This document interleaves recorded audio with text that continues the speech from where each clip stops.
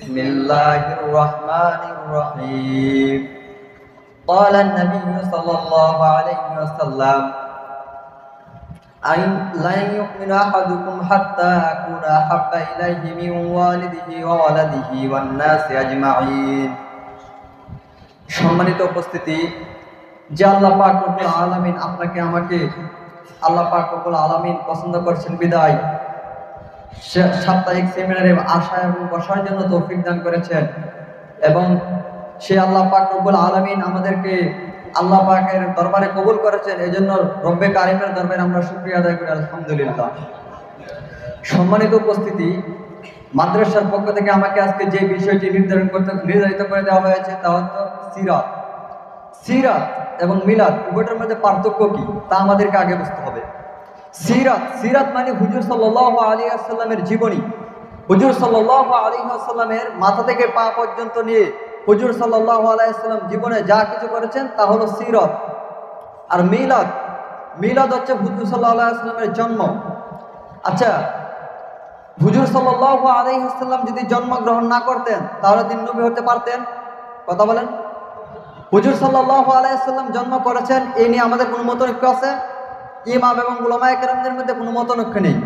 তাই হুজুর সাল্লাল্লাহু আলাইহি ওয়াসাল্লাম জন্মগ্রহণ করেছেন, তাই আমরা অনেক খুশি না? এর থেকে খুশি কে হয়েছিলেন বেশি? আবু বকর চেয়ে খুশি কে হয়েছিলেন বেশি? উমর থেকে কে খুশি হয়েছিলেন বেশি? উসমানের থেকে কে হয়েছিলেন বেশি খুশি?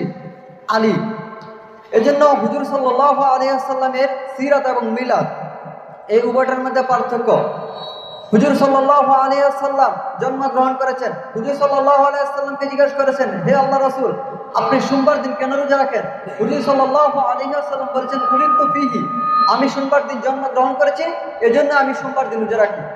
আল্লাহ রাসূল সাল্লাল্লাহু আলাইহি ওয়াসাল্লামকে আবার জিজ্ঞেস করেছেন, হে আল্লাহর রাসূল, আপনি বৃহস্পতিবার দিন কেন রোজা রাখেন? হুজুর সাল্লাল্লাহু আলাইহি ওয়াসাল্লাম বলেছেন, বৃহস্পতিবার দিন বান্দার আমল আল্লাহ তাআলার কাছে পেশ করা হয়, এজন্য আমি এবার বৃহস্পতিবার দিন রোজা রাখি। এভাবে হুজুর সাল্লাল্লাহু আলাইহি ওয়াসাল্লাম সোমবার এবং বৃহস্পতিবার দিন রোজা রাখতেন। এবং 12 রবিউল আউয়াল, যেটা বলা হয় বর্তমান ঈদে মিলাদুন নবী, ঈদ সারা বছরে কয়টি ভাই? দুইটি না? ঈদ সারা বছরে দুইটি। হুজুর সাল্লাল্লাহু আলাইহি ওয়াসাল্লাম স্পষ্ট হাদিসের মধ্যে বর্ণনা করে দিয়েছেন, সারা বছরে ঈদ হচ্ছে দুইটি। আর এখন যারা ঈদে মিলাদুন নবী পালন করে, এটা বন্ডামি ছাড়া আর কিছু নয়। কথা বলেন ঠিক কিনা? পৃথিবীর এমন কোন বাপের বেটার জন্ম হয় নাই আমাদের কওমি আলেম উলামাদের সাথে বসবে এবং আমাদের নবী করিম সাল্লাল্লাহু আলাইহি ওয়াসাল্লাম রবিউল আউয়াল মাসে ঈদে মিলাদুন নবী নামে কোনো আমল করেছেন, এমন কোন বাপের বেটার জন্ম হয় না। এটা প্রমাণ করবে। এটা যারা পালন করে ফাইজলামি এবং বন্ডামি ছাড়া কিছুই না। কথা বলেন ঠিক কিনা?